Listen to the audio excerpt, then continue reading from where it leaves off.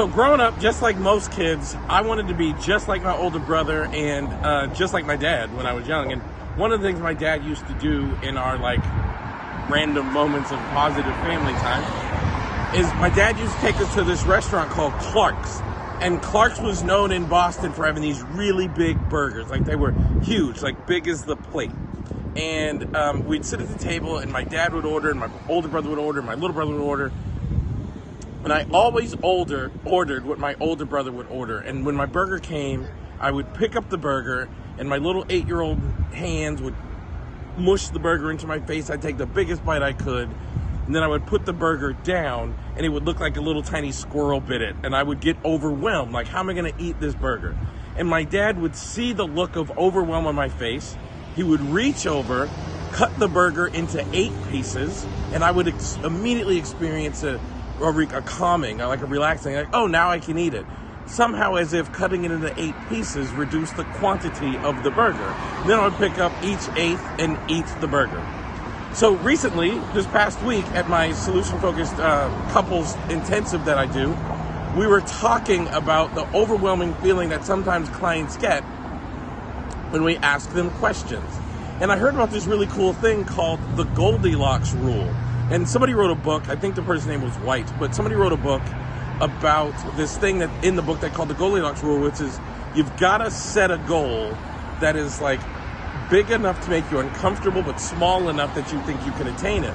And I was thinking about that, and I was like, so in Solution Focus, when I first learned this approach, we often talked about client change. That's why we use the scale, right? We always say 0 to 10, suppose, and the client says they're at 5, we say, suppose you're at 6, what would you notice? Da-da-da. So they can follow this Goldilocks rule and they can envision themselves being at 6. We wouldn't say, oh, you're at 5, suppose you're at 9, because it's too big, it's too overwhelming. It's like trying to eat an entire Clark's burger in one bite. But the thing that was a huge part of our discussion one of the days of this intensive is each question needs to be treated as such, right? So if I say to somebody, what are your best hopes from our talking? And the client says, oh, I'd really like to be happy. And it's been real hard being happy these days because my wife left me or my husband left me and I've lost my job and I don't have any money. I don't know how I'm going to care for my family. I don't know how I'm going to keep my house and my car and all this stuff. I wouldn't say, well, suppose you woke up happy, what would you notice? Because I'm breaking the Goldilocks rule and I've made the question so overwhelming because I'm so stuck in problem and saturation of problem that I can't even think of waking up happy. I'm going to have to say something like, suppose you woke up and in spite of all the challenges that have recently hit your life, what would you notice that would give you an idea that happiness was beginning to creep into your life? Do you see how I shrunk the question, but still stuck to the, we're going to keep moving our life from problem saturation to moving towards our desired outcome?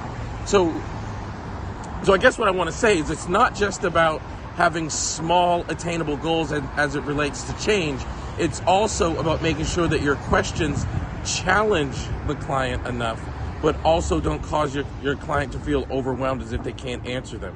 And I think that's such an importantly huge distinction. So that means always, at any point in the session, your client should experience your questions as hard to answer because you've asked a challenging question, but they should always find them attainable. So always be prepared to follow up your questions with more questions to help the client answer them, but always make sure that they're in the realm of reachability and the clients can attain them. So thank you so much. I hope that makes sense. It was a really big part of our training this past week, and I hope in sharing this with you, it makes a difference in your work. So as usual, please like this video.